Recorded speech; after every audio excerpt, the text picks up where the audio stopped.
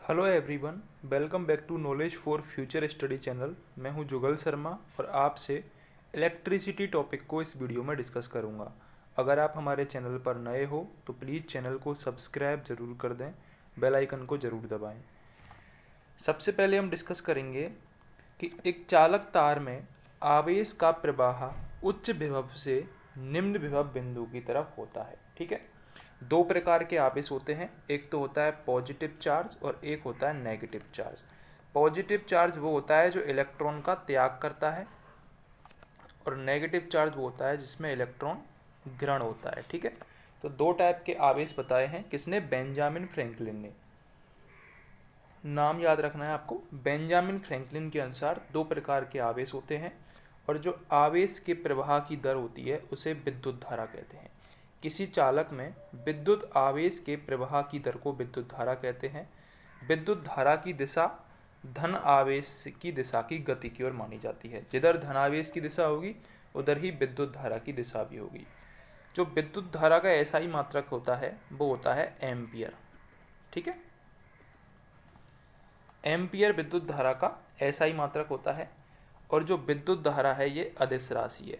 तो ये कितने सारे पॉइंट हो गए जो आपको याद रखने हैं। आवेश की प्रवाह की दर को विद्युत धारा कहते हैं। बेंजामिन फ्रैंकलिन के अनुसार दो टाइप के आवेश होते हैं, पॉजिटिव और नेगेटिव। पॉजिटिव जो इलेक्ट्रॉन का त्याग करते हैं और नेगेटिव जो इलेक्ट्रॉन ग्रहण करते हैं। आवेश के प्रवाह की दर पॉजिटिव के जो आवेश होता है, पॉजिटिव चार्ज, उसके प्रवाह की दिशा में होती है। विद्युत धारा अदिश राशि होती है और इसको एम्पियर में मापा जाता है। ठीक है, इसके बाद यदि आपसे पूछा जाए कि एक एम्पियर की परिभाषा क्या होती है, एक एम्पियर की परिभाषा क्या होती है, तो यदि किसी चालक तार में 1 एम्पियर विद्युत धारा प्रवाहित हो रही है तो इसका अर्थ है कि उस तार में प्रति सेकंड, एक तार में 1 एम्पियर धारा प्रवाहित हो रही है। तो इसका मतलब है कि उस तार से 6.25 इंटू 10⁻18 इलेक्ट्रॉन एक सिरे से घुस रहे हैं, प्रविष्ट हो रहे हैं और इतने ही इलेक्ट्रॉन दूसरे सिरे से निकल रहे हैं। ठीक है, प्रति सेकंड, पर सेकंड 6.25 इंटू 10⁻18 इलेक्ट्रॉन एक सिरे से प्रविष्ट हो रहे हैं और दूसरे सिरे से निकल रहे हैं। तो ये होती है 1 एम्पियर की परिभाषा। इसके बाद जो आवेश का मात्रक होता है वो होता है कूलाम। आवेश का मात्रक होता है कूलाम और विद्युत धारा का मात्रक होता है एम्पियर। दोनों आपको याद रखने हैं। प्रोटॉन पर आवेश होता है 1.6 इंटू 10⁻⁻19 कूलाम। ये जो प्रोटॉन पर आवेश होता है ये पॉजिटिव होता है और इलेक्ट्रॉन पर जो आवेश होता है वो भी समान क्वांटिटी में होता है लेकिन नेगेटिव चार्ज होता है 1.6 इंटू 10⁻⁻19 कूलाम। ठीक है, इलेक्ट्रॉन व प्रोटॉन के इस आवेश के बारे में अमेरिकी भौतिक शास्त्री मिल्कन ने खोज की थी। नाम क्या है भौतिक शास्त्री का? मिल्कन। इन्होंने आवेश के बारे में बताया था और 1923 में भौतिकी का नोबेल पुरस्कार इन्हें दिया जा चुका है। मैंने आपको बताया था कि जो विद्युत धारा की दिशा है वो पॉजिटिव से नेगेटिव की ओर होती है। जिधर पॉजिटिव चार्ज की डायरेक्शन होती है उधर ही विद्युत धारा की दिशा होती है। जो विद्युत धारा की दिशा है, यदि पॉजिटिव चार्ज इधर जाएगा और वो नेगेटिव चार्ज के विपरीत होती है, नेगेटिव चार्ज अगर इधर आ रहा है तो विद्युत धारा की दिशा इधर होगी। ठीक है, ये आपको याद रखना है। किसी विद्युत परपथ में एक बिंदु से इकाई समय में जितना आवेश प्रवाहित होता है उसे विद्युत धारा कहते हैं। यदि किसी समय t में किसी बिंदु से q आवेश प्रवाहित हो रहा है तो विद्युत धारा I इक्वल टू होगा Q/T। Q यहाँ पर आवेश है और T यहाँ पर टाइम है। विद्युत धारा को I से दिखाया जाता है और इसका मात्रक होता है एम्पियर। इसके अलावा विद्युत धारा एक अदिश राशि है, ये भी आपको याद रखना है। ठीक है, अब हम आगे बढ़ते हैं। आगे है आवेश की मात्रा उस बिंदु से प्रवाहित होने वाले इलेक्ट्रॉन की संख्या पर निर्भर करती है। Q is equal to NE। N का मतलब है कितने इलेक्ट्रॉन हैं और E का मतलब है एक इलेक्ट्रॉन पर आवेश। आवेश के प्रवाह के आधार पर पदार्थ तीन टाइप के होते हैं। कौन कौन से होते हैं? चालक, अचालक, ठीक है, और इसके अलावा अर्धचालक। तीन टाइप के पदार्थ बताए गए हैं। चालक क्या होते हैं? चालक वे पदार्थ होते हैं जिनसे आवेश सरलता से प्रवाह हो जाता है, जिनसे आवेश का प्रवाह हो जाता है वो चालक होते हैं। इन पदार्थों में मुक्त इलेक्ट्रॉन होते हैं, इसलिए ही ये आवेश का प्रवाह कर सकते हैं। एग्जाम्पल है धातु, मानव शरीर, अम्लीय जल। धातुओं में चांदी, तांबा और एल्युमिनियम। ये आपको याद रखना है कि चांदी सबसे अच्छा चालक है, सेकंड नंबर पर तांबा आता है, ठीक है।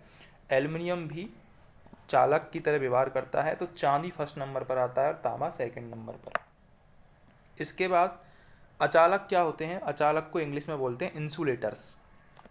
अचालक वे होते हैं जिनमें आवेश का प्रवाह नहीं होता है, आवेश का प्रवाह नहीं होता है, उनमें मुक्त इलेक्ट्रॉन नहीं पाए जाते, मुक्त इलेक्ट्रॉन नहीं पाए जाते हैं। जैसे कि कागज, कपड़ा, प्लास्टिक, लकड़ी, ये होते हैं अचालक, ठीक है। इसके बाद है अर्धचालक। क्या होते हैं? वे पदार्थ जिनमें चालक व अचालक दोनों के गुण पाए जाते हैं। अर्धचालक दो प्रकार के होते हैं, एक तो होता है निज अर्धचालक जिनमें कोई अपद्रव्य नहीं मिलाया गया हो, बाह्य अर्धचालक जिनमें अपद्रव्य मिलाया गया हो। जैसे कि अर्धचालकों में जो अशुद्धि मिलाने की प्रक्रिया है उसे डोपिंग कहा जाता है, डोपिंग प्रोसेस। अशुद्धि बढ़ने के साथ साथ अर्धचालकों की चालकता भी बढ़ती जाती है। ये इंपॉर्टेंट पॉइंट है, याद रखना है। जैसे जैसे अशुद्धि बढ़ती जाएगी अर्धचालकों की चालकता भी बढ़ती जाएगी। तापमान के साथ इनकी चालकता भी बढ़ती जाती है। जैसे कि सिलिकॉन, जर्मेनियम, सेलेनियम, ये अर्धचालक हैं, ठीक है। इसके बाद आपको कूलाम का नियम भी पता होना चाहिए। कूलाम का नियम होता है दो स्थिर विद्युत आवेशों, ये दो स्थिर विद्युत आवेश हैं, इनके बीच में लगने वाला आकर्षण या प्रतिकर्षण बल, दोनों आवेशों की मात्राओं के गुणनफल Q1 Q2, इनके बीच इनका जो गुणनफल है और इनके बीच की जो दूरी है उसके व्युत्क्रमानुपाती होता है। यानी कि F = Q1 Q2/r², ठीक है। कांस्टेंट और होता है यहाँ पर एक के लगा सकते हो आप। तो दोनों आवेशों के गुणनफल और उनके बीच की दूरी के व्युत्क्रमानुपाती होता है। यह बल दोनों आवेशों को मिलाने वाली रेखा के अनुदिश कार्य करता है, ये भी आपको याद रखना है। यह बल दोनों आवेशों को मिलाने वाली रेखा के अनुदिश कार्य करता है। तो ये है कूलाम का नियम, जो कि आपको याद रखना था। इसके अलावा एक पॉइंट आपको ये भी याद रखना है कि जो वस्तुएं हैं जब उनको रगड़ा जाता है तो उन पर आवेश का ट्रांसफ़र होता है। जैसे कि यदि कांच से कागज को रगड़ा जाए, कांच से कागज को रगड़ा जाए तो कांच पर तो आ जाएगा धनावेश और कागज पर आ जाएगा ऋणावेश, ये आपको याद रखना है। इसके अलावा जैसे कि कागज को रेशम से रगड़ा जाए तो कागज पर आएगा पॉजिटिव चार्ज और रेशम पर आएगा नेगेटिव चार्ज। यदि चमड़ा को मोम पर रगड़ा जाए तो चमड़ा पर आएगा पॉजिटिव चार्ज और मोम पर आएगा नेगेटिव चार्ज।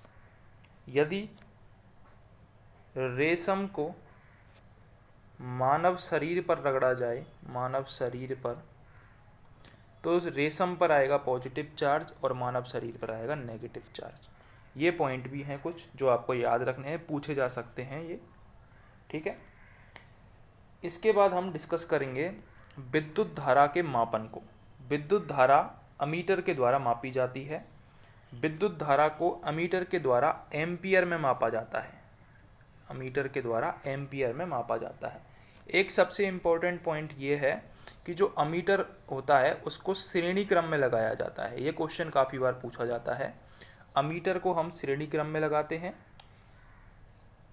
ये आपको याद रखना है। और जो वोल्ट मीटर होता है, अमीटर को तो लगा दिया हमने श्रेणी क्रम में, और जो वोल्ट मीटर होता है, वोल्ट मीटर, उसको हम लगाते हैं समांतर क्रम में। तो आपको कंफ्यूज नहीं होना है, अमीटर को श्रेणी क्रम में और वोल्ट मीटर को लगाते हैं हम समांतर क्रम में। इसके अलावा जो अमीटर होता है आदर्श अमीटर, इसके अलावा जो आदर्श अमीटर होता है, आदर्श अमीटर का जो प्रतिरोध होता है R, वो 0 होता है। आदर्श अमीटर का प्रतिरोध 0 होता है। विद्युत धारा दो प्रकार की होती है, पहली AC और दूसरी DC। एसी वह है जिसकी आपूर्ति घरों में की जाती है। बैटरी, सेल और जनरेटर से प्राप्त धारा डीसी होती है। एसी को डीसी में रेक्टिफायर के द्वारा बदला जाता है और डीसी को एसी में इन्वर्टर के द्वारा बदला जाता है। इंपॉर्टेंट क्वेश्चन है, आता है, पूछा जाता है। एसी धारा को डीसी धारा में चेंज करता है रेक्टिफायर और डीसी को एसी में चेंज करता है इन्वर्टर डीसी को एसी में चेंज करता है। ये दोनों क्वेश्चन पूछे जाते हैं, इसलिए आपको याद रखने हैं। अब हम देखते हैं विभव और विभवांतर। विभव क्या होता है? विद्युत विभव, इलेक्ट्रिकल पोटेंशियल।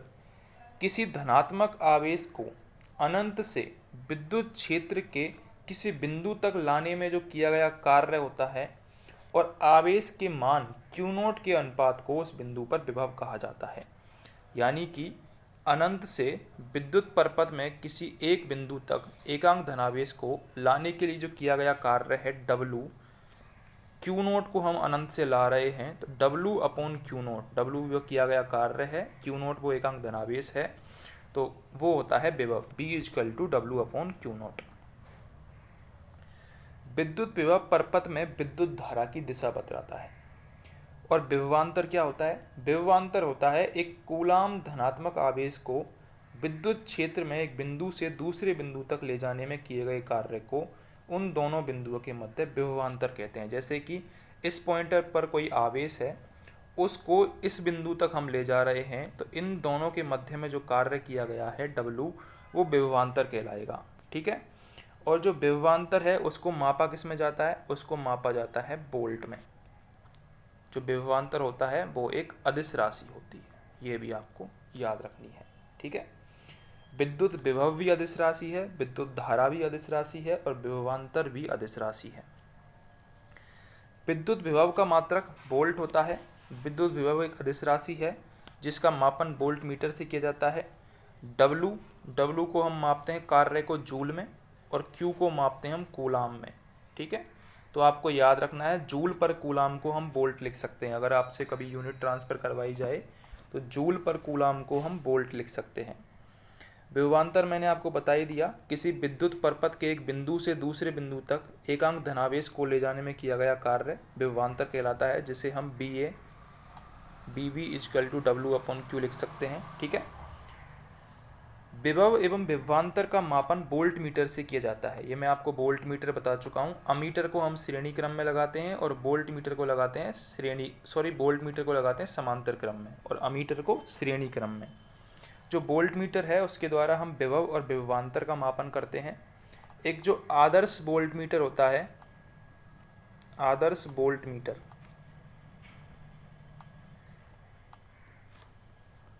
आदर्श वोल्ट मीटर का जो प्रतिरोध होता है R, वो अनंत होता है। तो ये आपको याद रखने दोनों पॉइंट। आदर्श अमीटर का प्रतिरोध 0 होना चाहिए और आदर्श वोल्ट मीटर का प्रतिरोध अनंत होना चाहिए। ये दोनों पॉइंट आपको याद रखने हैं। गैल्वेनोमीटर का प्रयोग किसी परपथ में विद्युत धारा के प्रवाह को जानने के लिए किया जाता है। अगला पॉइंट है हमारा विद्युत सेल। विद्युत सेल दो प्रकार के होते हैं मेनली, प्राथमिक सेल और द्वितीयक सेल। ये वह उपकरण होते हैं जो रासायनिक ऊर्जा को विद्युत ऊर्जा में चेंज कर देते हैं। जो प्राथमिक सेल हैं वो सीधे ही रासायनिक ऊर्जा को विद्युत ऊर्जा में चेंज कर देते हैं और इन्हें केवल एक बार प्रयोग में लिया जा सकता है, अर्थात उन्हें रिचार्ज नहीं किया जा सकता। प्राथमिक सेल में कौन कौन से सेल आते हैं? प्राथमिक सेल में आते हैं वोल्टीय सेल, इसके अलावा लेक्लांसी सेल, डेनियल सेल जो कि लिखा हुआ है एग्जाम्पल में, डेनियल सेल, और इसके अलावा शुष्क सेल। ये जो सारे सेल हैं ये प्राथमिक सेल में आते हैं। द्वितीयक सेल वे सेल होते हैं जिन्हें एक से अधिक बार प्रयोग में लिया जा सकता है, अर्थात उन्हें रिचार्ज किया जा सकता है। जो वोल्टीय सेल थे, वोल्टीय सेल, इनका आविष्कार किया गया था 1799 में अलेक्जेंडर वोल्टा के द्वारा। इसमें जो वोल्टीय सेल था, इसमें जो जस्ते की छड़ थी, जस्ते की छड़, वो कैथोड के रूप में काम में ली गई थी, जस्ते की छड़। और जो एनोड था वो लिया गया था तांबे की छड़। तांबे की छड़ एनोड के रूप में काम में ली गई थी, ये आपको याद रखना है। बोल्टियर सेल का जो आविष्कार था वो 1799 में अलेक्जेंडर बोल्टा ने किया था। जस्ते की छड़ कैथोड के रूप में और तांबे की छड़ एनोड के रूप में काम में ली गई थी। जो लेक्लांस सेल होता है वो 1.5 वोल्ट उसका मापन होता है। लेक्लांस सेल में मेनली आपको याद रखना है, जो लेक्लांस सेल होता है उसमें जो एनोड होता है वो होता है कार्बन की छड़। कार्बन की छड़, चाहे लेक्लांस सेल हो चाहे इसके अलावा शुष्क सेल हो, शुष्क सेल में भी कार्बन की छड़ होती है जो कि एनोड के रूप में काम में आती है कार्बन की छड़। और जो कैथोड होता है वो जस्ते की छड़ होती है। लेक्लांस में भी वही थी, बोल्टियर में भी वही थी और डेनियल सेल में भी वही थी। ठीक है, इसके अलावा जो लेक्लांस सेल होता है उसको जो हम रखते हैं अमोनियम क्लोराइड में रखते हैं। अमोनियम क्लोराइड में रखते हैं। अमोनियम क्लोराइड के कांच के भरे बर्तन में लेक्लांस सेल में ये जो दोनों छड़ें होती हैं, एनोड कार्बन की छड़ और कैथोड जस्ते की छड़, इनको रखा जाता है। लेक्लांस सेल में मैंगनीज डाइऑक्साइड और कार्बन के मिश्रण के बीच में ये सेल रखी होती है छड़, और 1.5 वोल्ट इसका मापन होता है। जो शुष्क सेल होता है, शुष्क सेल में जो जस्ते के बर्तन में मैंगनीज डाइऑक्साइड, अमोनियम क्लोराइड नौसादर और कार्बन का मिश्रण भरा हुआ होता है, जिसमें कि ये छड़ रखी जाती हैं। जस्ते की छड़ कैथोड के रूप में और कार्बन की छड़ एनोड के रूप में काम करती है। द्वितीयक सेल में जो काम में लेते हैं हम वो निकेल और कैडमियम, और उसमें लेड स्टोरेज होता है, ये भी आपको याद रखना है। कूलाम का नियम मैं पहले ही डिस्कस कर चुका हूँ। एक आवेश Q1 और एक दूसरा आवेश है Q2, इन दोनों के मध्य में r दूरी है और इन दोनों के मध्य में जो आकर्षण और प्रतिकर्षण बल लग रहा है उसका मान होगा Q1 Q2 अपॉन दूरी के वर्ग के व्युत्क्रमानुपाती r²। अब हम डिस्कस करेंगे प्रतिरोध के बारे में। प्रतिरोध पर क्वेश्चन पूछा जाता है। आवेश के प्रभाव में उत्पन्न बाधा को प्रतिरोध कहते हैं। प्रतिरोध चालकता के व्युत्क्रमानुपाती होता है, अर्थात चालकता बढ़ने पर प्रतिरोध कम होता है और प्रतिरोध बढ़ने पर चालकता कम होती है। प्रतिरोध चालक तार की लंबाई व अनुप्रस्थ काट क्षेत्रफल पर निर्भर करता है। और कैसे करता है? R = ρL/A। ये बहुत इंपॉर्टेंट फॉर्मूला है और इस पर क्वेश्चन पूछा जाता है। R = ρL/A। ये विशिष्ट प्रतिरोध के बारे में अगर आपसे पूछा जाए, स्पेसिफिक रेजिस्टेंस, तो उसकी परिभाषा होगी किसी चालक का प्रतिरोध उसकी लंबाई के अनुक्रमानुपाती तथा अनुप्रस्थ काट क्षेत्रफल के व्युत्क्रमानुपाती होता है। यहाँ पर जो P है, P नियतांक है, इसको विशिष्ट प्रतिरोध बोला जाता है। P को विशिष्ट प्रतिरोध बोला जाता है। P नहीं है, ये रो है, तो रो को विशिष्ट प्रतिरोध बोला जाता है। आपको याद रखना है जो रेजिस्टेंस है वो लंबाई के अनुक्रमानुपाती और एरिया के व्युत्क्रमानुपाती होता है। ठीक है, ये आपको याद रखना है। प्रतिरोध का एसआई मात्रक आपको पता ही होगा। प्रतिरोध का एसआई मात्रक ओम होता है। विशिष्ट प्रतिरोध का ओम मीटर होता है। दोनों आपको याद रखने हैं, विशिष्ट प्रतिरोध का ओम मीटर और प्रतिरोध का ओम। प्रतिरोध की ताप पर निर्भरता। चालकों में तापमान बढ़ाने पर प्रतिरोध बढ़ता है और अर्धचालकों में जब तापमान बढ़ाया जाता है तो प्रतिरोध कम होता है। दोनों आपको याद रखने हैं। अर्धचालकों में जब तापमान बढ़ता है तो प्रतिरोध कम होता है और चालकों में तापमान बढ़ाने पर प्रतिरोध बढ़ता है। कुछ धातुओं में ताप घटाने पर प्रतिरोध कम होने लगता है तथा एक निश्चित ताप पर प्रतिरोध शून्य हो जाता है। उन पदार्थों को अतिचालक कहा जाता है, जैसे कि Hg 4.2 केल्विन और Pv 7.25 केल्विन। चालकता का क्रम देख लेते हैं हम। चालकता सबसे ज़्यादा चांदी की होती है। चांदी को अर्जेंटीनम बोलते हैं। अर्जेंटीनम, क्योप्रस, कॉपर, तांबा, उसके बाद Au औरम बोलते हैं सोना, और उसके बाद एल्युमिनियम। यह है चालकता का क्रम। प्रतिरोधकता का क्रम, जिसकी चालकता ज़्यादा होगी उसकी प्रतिरोधकता कम होगी, तो उसका उल्टा हो जाएगा चालकता का। प्रतिरोधकता चालक तार की लंबाई और अनुप्रस्थ काट क्षेत्रफल पर निर्भर नहीं करती, परंतु चालक की प्रकृति और पदार्थ पर निर्भर करती है। अब हम संयोजन देखेंगे। प्रतिरोधों का संयोजन दो प्रकार से संयोजन होता है, एक तो श्रेणी क्रम, ठीक है, और एक होता है समांतर क्रम। श्रेणी क्रम में श्रेणी में जुड़े हुए होते हैं जो रेजिस्टेंस होते हैं। सभी प्रतिरोधों में समान विद्युत धारा प्रवाहित होती है I, परंतु उनके मध्य विभवांतर भिन्न होता है। ठीक है। और जो श्रेणी क्रम है उनमें रेजिस्टेंस होता है R=R1 + R2 + R3। श्रेणी क्रम में समान धारा होती है, असमान विभवांतर होता है। जबकि समांतर क्रम में क्या होता है, विभवांतर समान होता है लेकिन विद्युत धारा अलग अलग होती है। ठीक है। तो जो फॉर्मूला है समांतर क्रम का वो होता है 1/R = 1/R1 + 1/R2 + 1/R3। यह है समांतर क्रम का फॉर्मूला। ठीक है।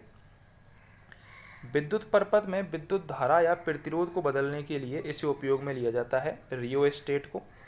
इलेक्ट्रिकल फ्यूज क्या होता है, विद्युत परपथ में विभिन्न उपकरणों की सुरक्षा के लिए फ्यूज काम में रहते हैं। एक जो आदर्श फ्यूज होता है उसका गलनांक एवं प्रतिरोध कम होता है।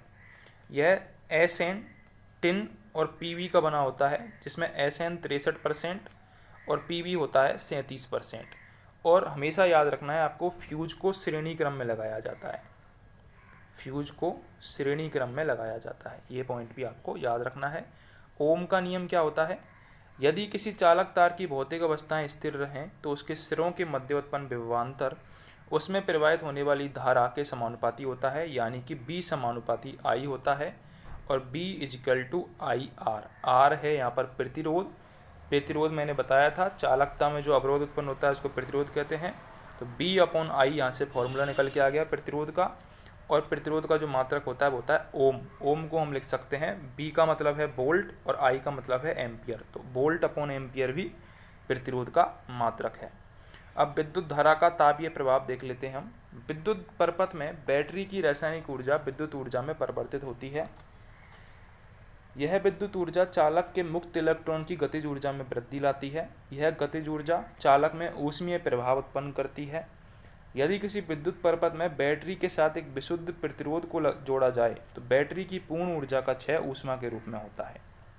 ये विद्युत धारा का तापीय प्रभाव था। अब हम जूल के तापन का नियम देख लेते हैं। यदि किसी विद्युत परपथ में T समय में Q आवेश प्रवाहित होता है तो इसमें किए गए कार्य का मान होता है W = QB। आपसे यदि वोल्ट पूछा जाता तो वोल्ट की परिभाषा क्या होती, W/Q। तो यहीं से यह फॉर्मूला आ गया है। किसी विद्युत परपथ में T समय में Q आवेश प्रवाहित होता है तो किए गए कार्य का मान होता है Q × B।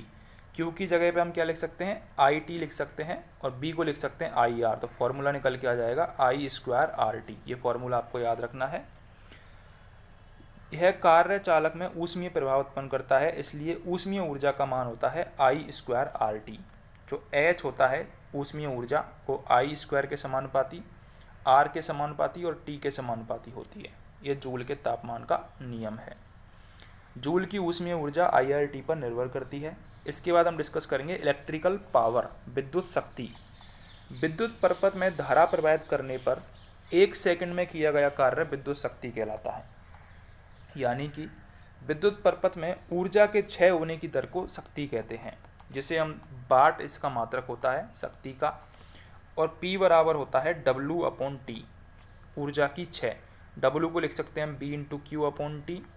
इसको लिख सकते हैं I²RT/T। यहाँ से T कट जाएगा तो हमारे पास निकल के आ जाएगा I²R, किसका, शक्ति का फॉर्मूला। अब क्वेश्चन है एक, यदि किसी विद्युत परपथ में धारा का मान दोगुना कर दिया जाए, यानी कि I बराबर कर दिया है 2I1, और विद्युत शक्ति पर क्या प्रभाव पड़ेगा ये हमसे पूछा है। तो विद्युत शक्ति का फॉर्मूला होता है I²R। यदि धारा का मान दुगुना कर दिया है तो 4 हो जाएगा ये, तो 4 गुना हो जाएगी हमारी विद्युत शक्ति।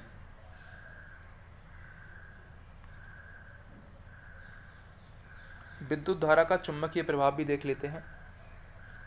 जब किसी चालक पदार्थ में विद्युत धारा प्रवाहित की जाती है तो चारों ओर एक चुंबकीय क्षेत्र उत्पन्न हो जाता है। इसके बारे में सर्वप्रथम ओरेस्टेड ने बताया था 1820 में। चुंबकीय क्षेत्र एक सदिश राशि है जिसका SI मात्रक होता है टेस्ला। इंपॉर्टेंट है, चुंबकीय क्षेत्र का SI मात्रक होता है टेस्ला। गॉस इसका अन्य मात्रक है। 1 टेस्ला बराबर होता है 10⁴ गॉस। 1 टेस्ला बराबर होता है 10⁴ गॉस। चुंबकीय क्षेत्र की दिशा सदैव होती है नॉर्थ से साउथ की ओर। चुंबकीय फ्लक्स, विद्युत चुंबकीय प्रेरण, रेडियो एक्टिविटी, इनके बारे में हम अगली वीडियो में पढ़ेंगे। अगर आपको वीडियो हेल्पफुल लगी हो तो चैनल को सब्सक्राइब ज़रूर कर दें।